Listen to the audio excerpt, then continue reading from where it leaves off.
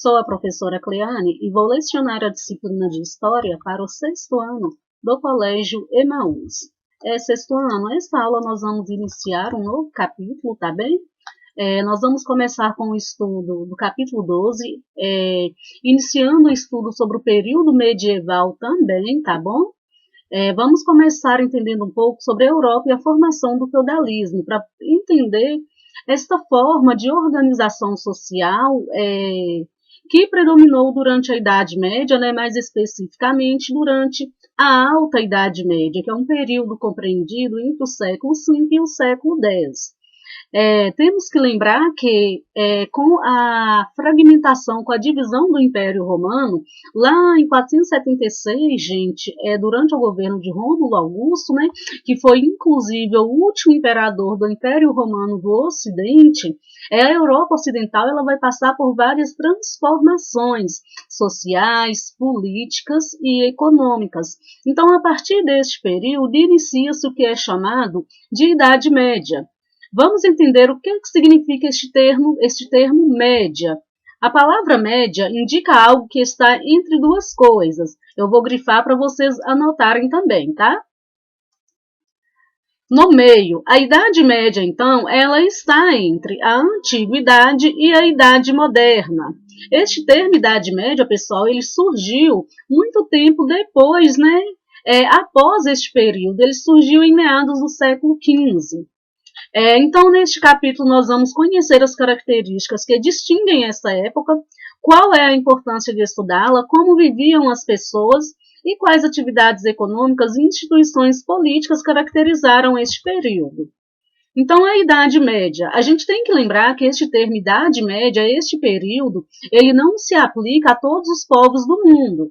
Este período ele se aplica apenas àquela região ali da Europa Ocidental, onde predominava o Império Romano do Ocidente. Não podemos esquecer que o Império Romano ele se dividiu em Império Romano do Ocidente e Império Romano do Oriente. O Império Romano do Oriente ele passou a se chamar Império Bizantino. Então, este período da Idade Média corresponde apenas ao Império Romano do Ocidente. Tanto povos como da África, onde estavam se formando alguns reinos, como o Reino de Gana, depois Reino do Mali, povos da Índia, da China e também até mesmo ali de outras regiões da Europa, povos que tinham costumes completamente diferentes destes povos que estão inseridos, né, na região que faz parte da Europa Ocidental. Transformações dos tempos medievais. Então, o longo período medieval ele durou cerca de aproximadamente 1000 anos, né? Dividido em duas fases, a Alta Idade Média, que está entre o século V e o século X, e a Baixa Idade Média, que estende-se entre os séculos XI e XV. Na Alta Idade Média foram formadas grandes propriedades agrícolas na Europa Ocidental. Essas propriedades agrícolas elas ficaram conhecidas como feudos. Por que isso aconteceu? Lembra que o Império Romano do Ocidente ele foi invadido pelos povos chamados de bárbaros pelos romanos? Então, houve um processo de ruralização. A população deixou as cidades e foi em direção ao campo. No campo, essa população, os camponeses, produziam aquilo que era necessário para sustentar essas propriedades, para sustentar os feudos. Só para a gente entender aqui o termo de Oriente Médio, de Oriente Próximo. O Oriente Próximo, gente, para os europeus a região mais próxima da Europa.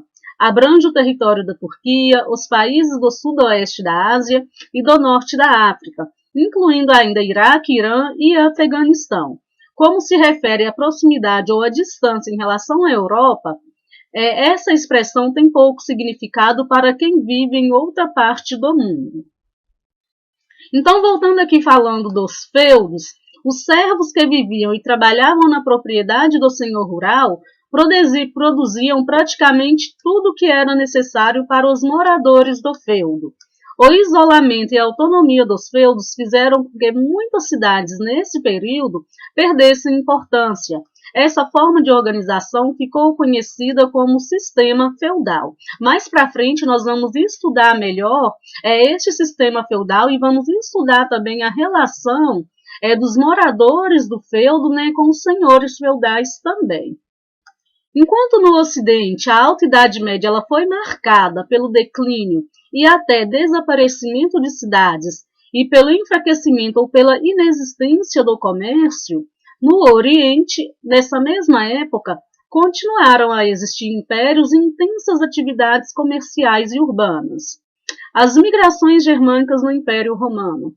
Lembrando, tá, gente, que bárbaros eram aquelas pessoas chamadas pelos romanos que não falavam latim ou grego e que não se comportavam como os romanos, que não tinham os mesmos costumes, a mesma cultura, os mesmos hábitos, dentro e fora das fronteiras do Império. Então, para os romanos, bárbaro era todo aquele que era diferente da população que compunha o Império Romano, que não tinha os mesmos hábitos, que não falava a mesma língua. Estes bárbaros, eles viviam da caça, da pesca, de uma agricultura rudimentar e principalmente dos saques de guerras. Assim como os gregos e romanos, eles também eram politeístas. Eles viviam organizados em sociedades tribais e não possuíam unidade política. Eles seguiam leis que não eram escritas. Suas relações também eram baseadas na lealdade para com os parentes, chefes e companheiros.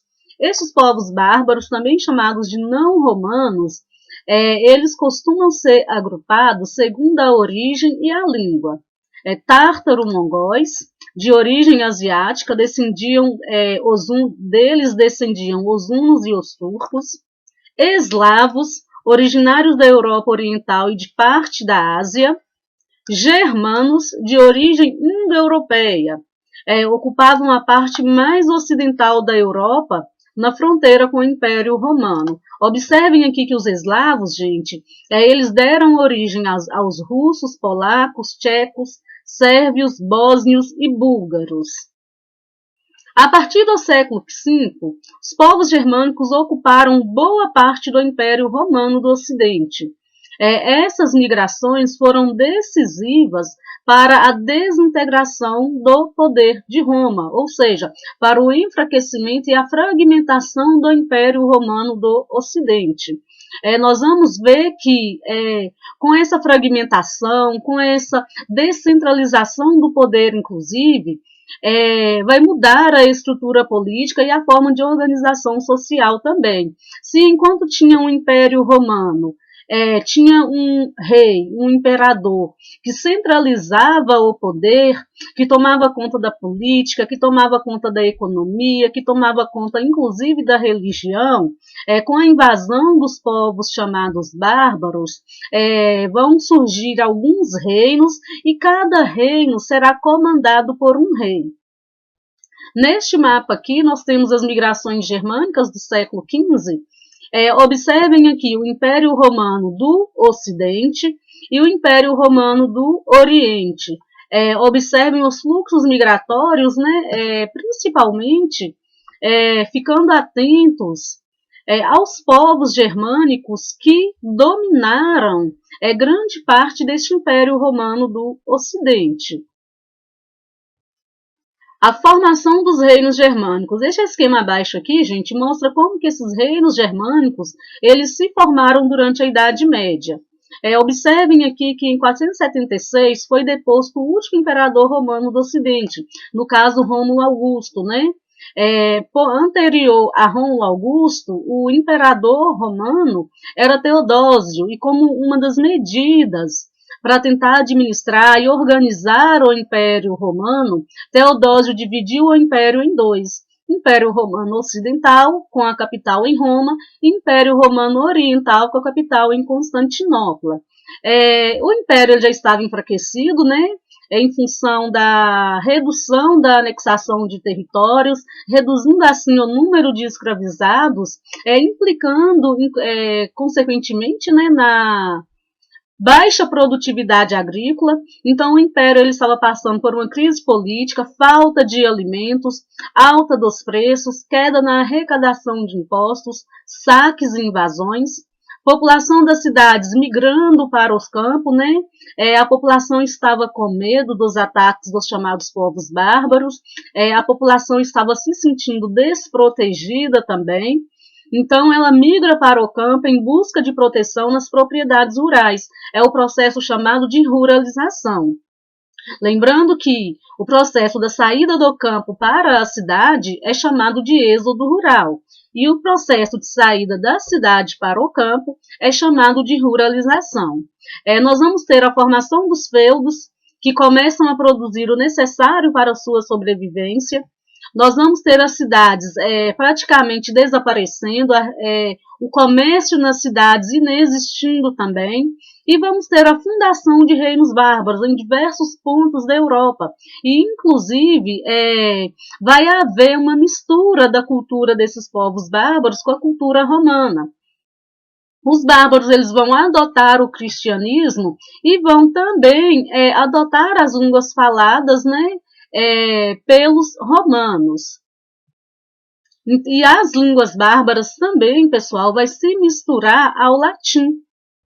Neste infográfico aqui, gente, está trazendo para a gente quais foram os principais reinos germânicos que se formaram. Nós temos o Reino Franco, percebam que ele foi estabelecido inicialmente no norte da Itália, aí depois ele se expandiu para a região da Gália, né? Transformou-se no principal reino da Idade Média, ampliando seus domínios por quase toda a Europa Ocidental. Os reinos anglo-saxões formaram 7 reinos na ilha da Grã-Bretanha, conhecidos como Heptarquia Saxônica.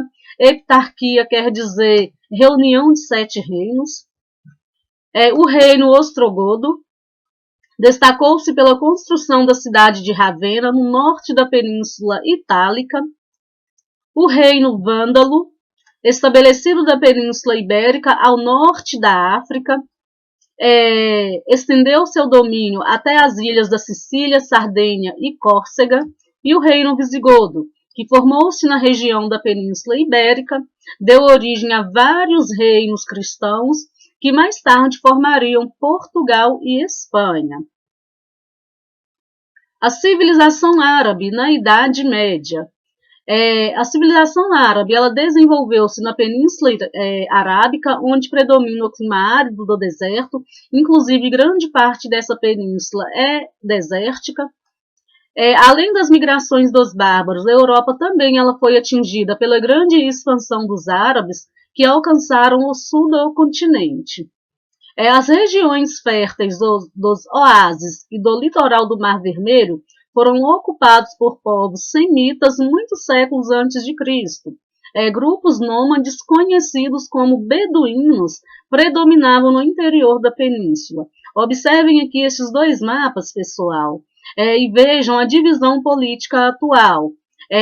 A Península Arábica, né, é do século VI, século VII, e a divisão política atual. Nós temos os países Arábia Saudita, Iêmen, Omã, Emirados Árabes Unidos, Catar, Bahrein e Kuwait. No século VI, os árabes eles estavam divididos em aproximadamente 300 tribos. Algumas dessas tribos se fixaram em Meca e outras tribos em Atreb, mas a maioria, gente, se distribuía pelo interior da Península Arábica. A cidade de Meca, inclusive, ela era dominada pela tribo dos Coraixitas, né? E a cidade de Meca, ela localizava também o santuário chamado Caaba. Os árabes, inicialmente, eles eram politeístas, né? Então eles cultuavam vários deuses no santuário Caabe. Meca ela era parada obrigatória das caravanas de mercadores que vinham do sul da Península Arábica ou da Síria e da Babilônia. E por isso a cidade de Meca ela tornou-se um importante centro econômico, centro comercial. E também vários peregrinos, né, vinham de vários locais do mundo árabe para visitar Caaba e participar das festividades religiosas. Então, estes peregrinos também contribuíram para a movimentação comercial da cidade de Meca.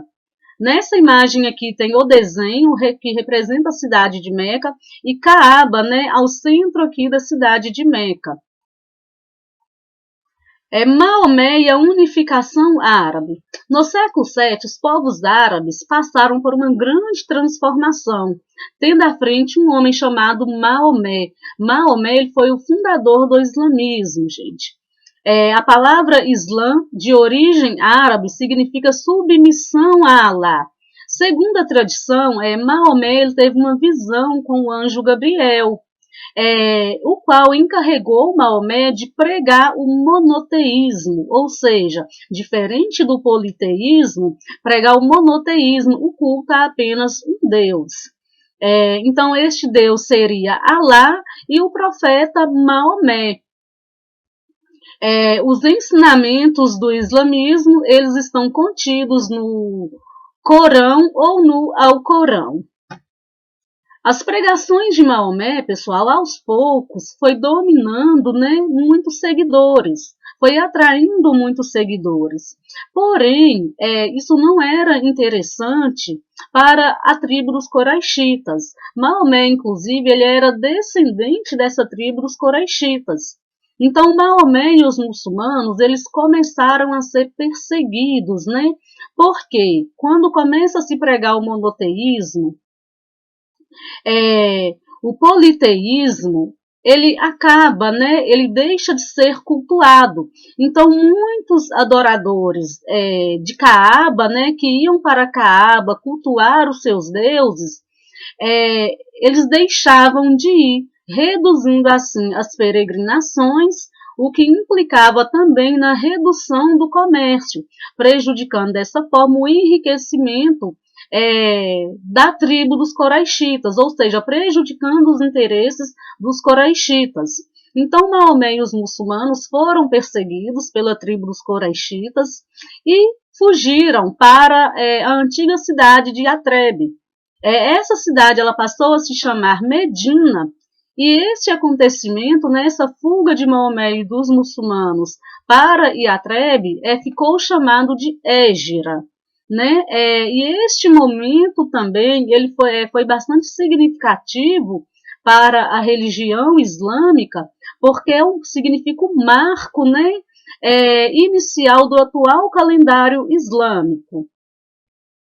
Neste período, os muçulmanos eles sobreviviam com a ajuda das tribos de beduínos que viviam no interior da Península Arábica, né, que pilhavam as caravanas que atravessavam a península, principalmente as que abasteciam Meca, a cidade de Meca, contribuindo para o seu enfraquecimento. Maomé, então, ele nasceu em Meca em 570, ele era membro da poderosa tribo Coraichita, embora pertencesse a uma família pobre, né? Ele viveu muito tempo em uma tribo beduína, dedicando-se possivelmente ao comércio entre as várias regiões da Arábia. Maomé, então, depois de diversos conflitos, ele retornou a Meca em 630 e iniciou a unificação religiosa e política da Arábia. A maioria dos ídolos que eram adorados na Caaba foi destruída, né, durante este processo. No entanto, ele preservou a Pedra Negra, que, de acordo com a cultura árabe, foi oferecida por Alá a Ismael, dando origem ao povo árabe. A cidade de Meca se transformou em capital dos muçulmanos. Bom, sexto ano, eu vou finalizar por aqui a nossa aula, para ela não ficar muito extensa. Na próxima aula nós vamos entender um pouquinho como que aconteceu a difusão do Islã e a formação do Império Muçulmano. Tem algumas atividades para vocês fazerem, tá? São atividades de compreensão do que foi estudado nesta aula. Copiem as perguntas no caderno, tá bem? Bons estudos para vocês, então. Até a próxima aula e lembrem-se, juntos no caminho certo.